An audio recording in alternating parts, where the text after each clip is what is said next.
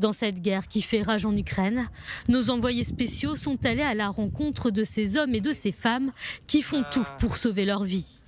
Parmi eux, un destin a retenu leur attention, celle de la famille du docteur Yacoub Abou Al-Rab, médecin palestinien de Jenin, ville de Cisjordanie.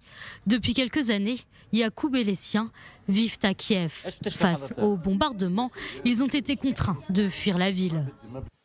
والله أنا عايش في بلد اسمها إربين هاي يعني على مدخل كييف على مداخل كييف. Je vis à Irpin, une ville qui se trouve dans la banlieue de Kiev, à environ 15 km. Maintenant, les Russes essaient d'entrer dans Kiev en passant par Irpin, mais ils n'ont pas réussi parce qu'ils se sont heurtés à une résistance très violente.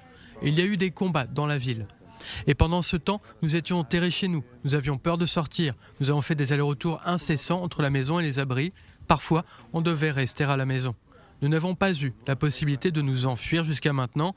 La famille de ma femme nous a invités à venir chez eux. Là-bas, il y a un refuge pour les demandeurs d'asile. Les gens s'entraident, il y a à boire, à manger et des abris pour nous protéger. Donc, ils nous ont dit de quitter l'endroit où nous étions parce que nous n'étions plus en sécurité. Une fois que les combats se sont calmés, nous avons pris la direction de cet endroit et le trajet a vraiment été mouvementé parce qu'on ne savait pas ce qui allait se passer.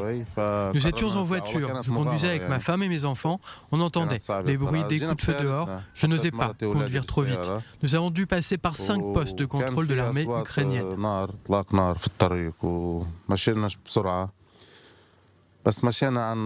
Un périple qui les aura conduits à 35 km de Kiev. C'est ici qu'ils ont trouvé refuge dans une communauté religieuse, celle des Juifs Chabad, où le grand rabbin, Moshe Asman, a tout mis en œuvre pour les aider. Il a organisé un convoi sécurisé pour les emmener vers la frontière moldave. Ils nous ont aidés, ils nous ont hébergés, ils nous ont accueillis très généreusement. Ils nous ont offert à boire, à manger et nous ont proposé de nous donner des affaires. Un soutien précieux que Yacoub et sa famille n'ont pas trouvé auprès des pays arabes, malgré de nombreux appels à l'aide. Des appels restés sans réponse selon lui. Seuls les Chabad auraient vu leur détresse. Grâce à eux, ils ont pu prendre la route pour gagner la frontière moldave, un trajet qu'ils partagent avec 200 juifs ukrainiens. Une jolie histoire et un moment d'espoir qui prouve que l'entraide se fait au-delà des origines et des religions. Cette vague de solidarité se ressent vraiment en temps de guerre. Il n'y a pas de différence entre les gens. Tous les habitants sont traités de la même manière, qu'ils soient arabes ou pas, qu'ils soient ukrainiens, quelle que soit leur religion.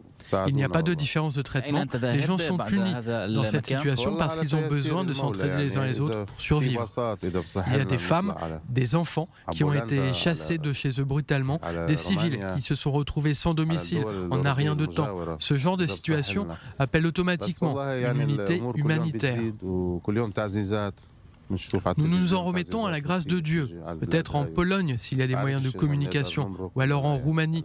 Nous irons dans n'importe quel pays européen si nous en avons l'occasion. Mais franchement, on dirait que la situation ne fait qu'empirer. On voit les renforts russes à la télé tous les jours, donc on ne sait même pas si on pourra passer ou pas.